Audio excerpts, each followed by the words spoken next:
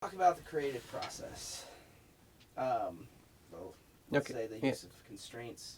Okay, yeah, that's because that's something that I talk about, quite a bit, or make use of as well. Okay, use of constraints. I mean, because there are a couple of topics here. Okay, the use of constraints. I mean, I use them all over the place. Basically, you think about the constraints of the human experience, and I use those to actually fuel creativity. A lot of folks think that just opening things up and being like free flow, I can do anything I want, that's being creative. That's actually not really getting it.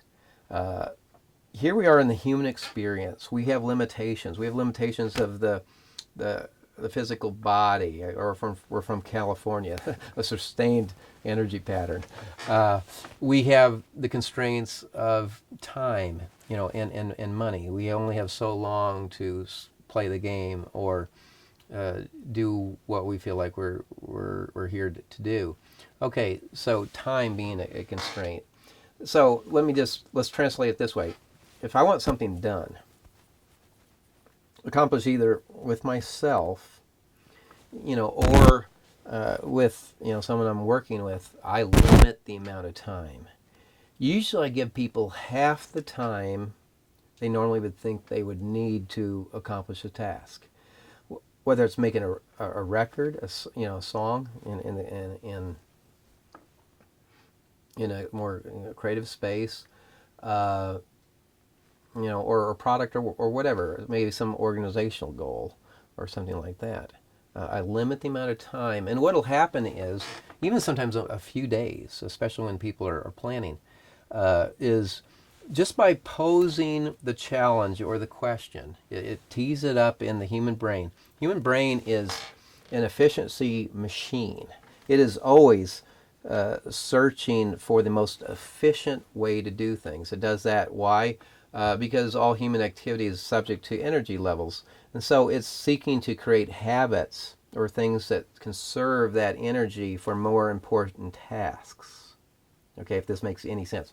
Anyway, once the problem is defined, or whatever we want to do, the brain just starts to work on it, automatically.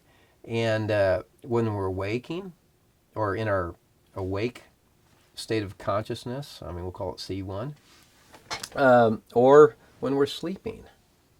And so a lot of times, like I say, and this kind of leads to another thing, the sleep state was a wonderful place. When it's the last thing that you think about is basically that challenge or whatever.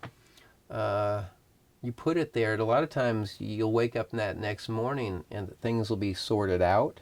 You'll be thinking more clearly. Some of the emotion that may have charged the challenge will have dissipated to some extent. And so yeah, the constraint works well. And of course, and then if people don't come through, then I'm usually pretty quick to, okay, if you can't get it done, someone else can get it done. Again, that's just part of making things, reality, taking things from idea form into this, which really I'm all about. The other constraint, let's just do another one, that was time, budget, or an allocation of resources or money.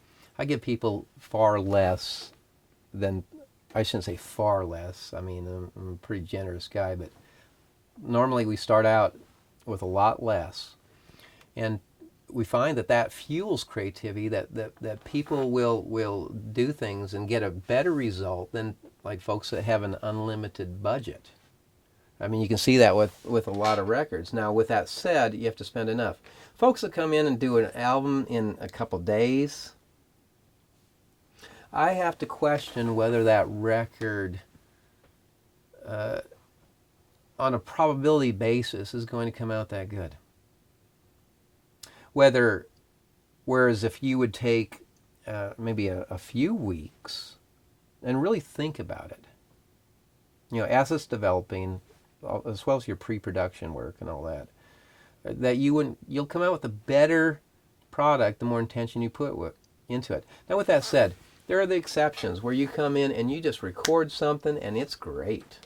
I mean, you captured the spirit. I mean, we've had projects like that. That's the exception.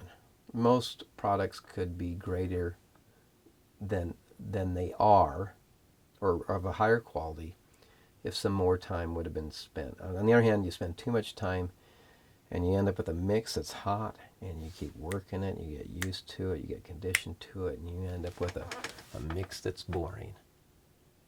You know, where all the juice is out of it, and that raw energy is gone. So that's the danger of the too much. And like I say, a lot of times that translates into to money or financial terms.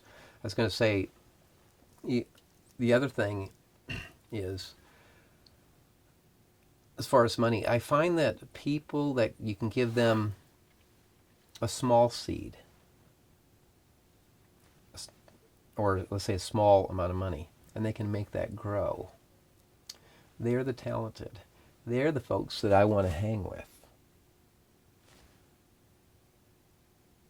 If that makes sense. Because then if they can grow that, then I probably can trust them to give them larger amounts of money or more resources. And they will keep replicating that because there's a talent there. Now, and folks that say, hey, I need more. If only I had this. If only I had more of this. If only. Those are the people that need to grow up. They don't have the talent. I would never put them as managers over things. I want the guy that can take the small seed, make it grow, and it kind of goes back to that the passage and how's it go? I mean, to him that has, more will be given. Because there is, I think, in most things in our lives, a type of acceleration that happens. That once you kind of hit one place, and you, whether it's competence or whatever, it opens up new doors that go in other places. So it's probably a logarithmic mathematically.